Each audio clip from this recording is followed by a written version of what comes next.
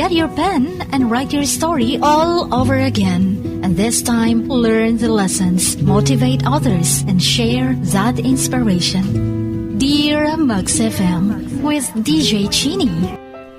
Dear Max FM, hindi ko alam kung paano ko sisimulan ang sulat na to.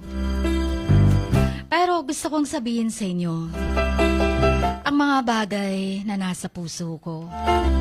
Itago niyo na lang ako sa pangalang Fianggi. Nagkaroon ako ng boyfriend for 8 years.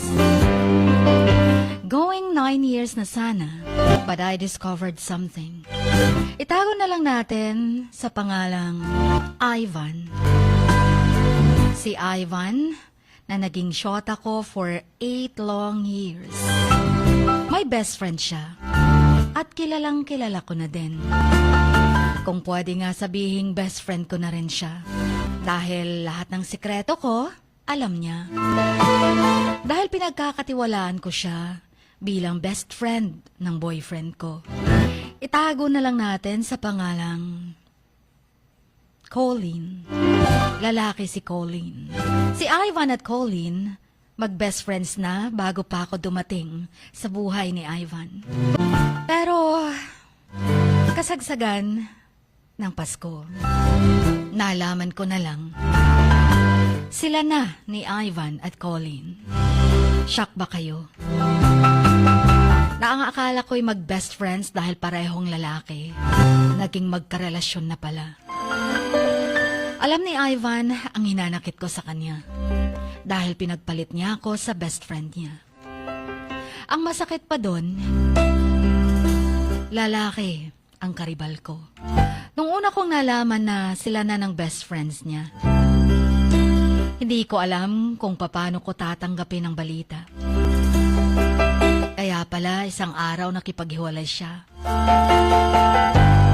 Kasi hindi niya na mapigilan ang sarili niya. Si Colleen ang mahal niya. Matagal na.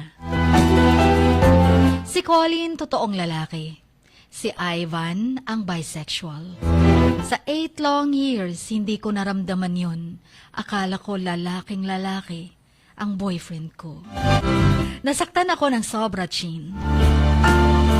Hindi ko alam kung bakit pinalitan ako ng isang taong akala ko'y mahal niya lang bilang kaibigan. Itinuring ko na ring best friend. Pero tinraidor ako.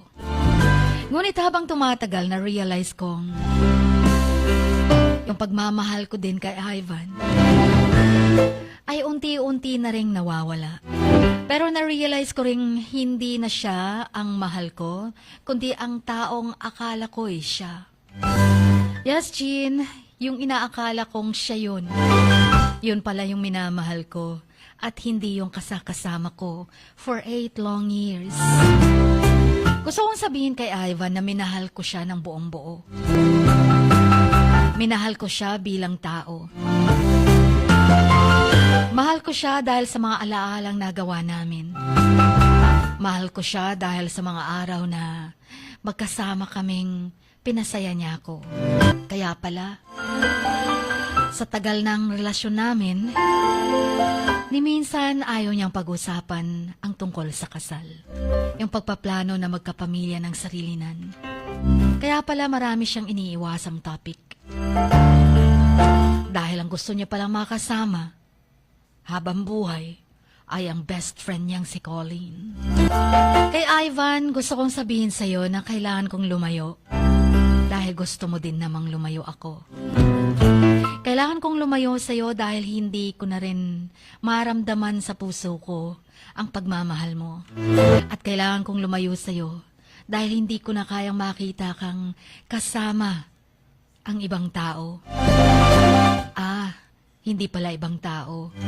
Kasama mo ang best friend mo na tinraidor ako. Gusto kong sabihin sa'yo na maraming salamat sa mga alaalang nagawa natin na buo.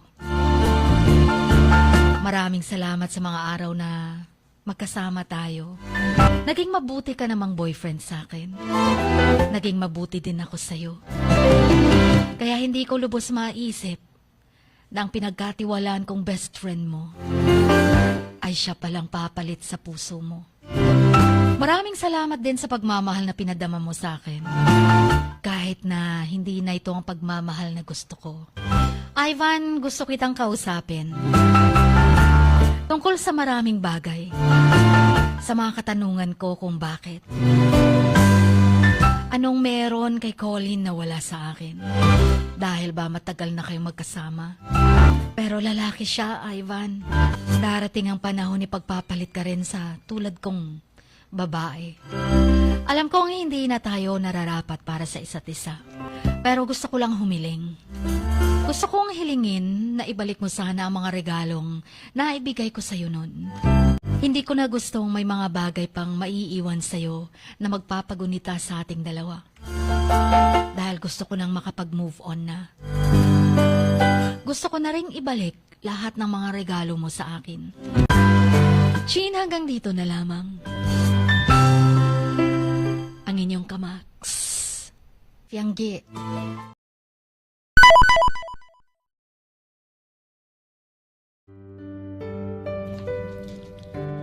Sa bawat pagluha mo, may nakatagong kwento.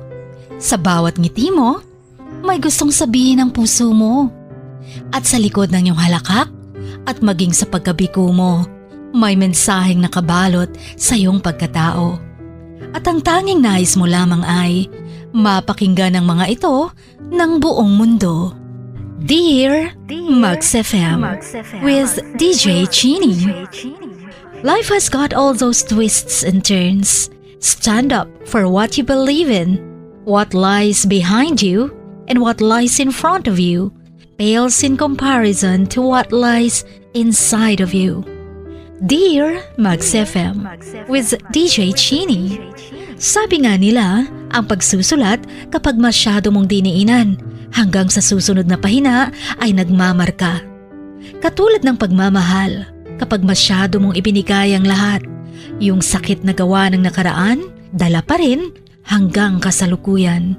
Dear Max FM, you own your story and you are the author of your own book of life. Don't let others write your script, but let others hear your story and make them inspired.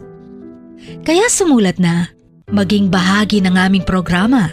Dear Max FM with DJ Chini tuwing Lunes hanggang Biyernes, 1:00 hanggang 3:00 ng hapon sa Max News FM, Sock Sargent. Love, life, and lessons from the past. Only at Dear Max FM with DJ Chini.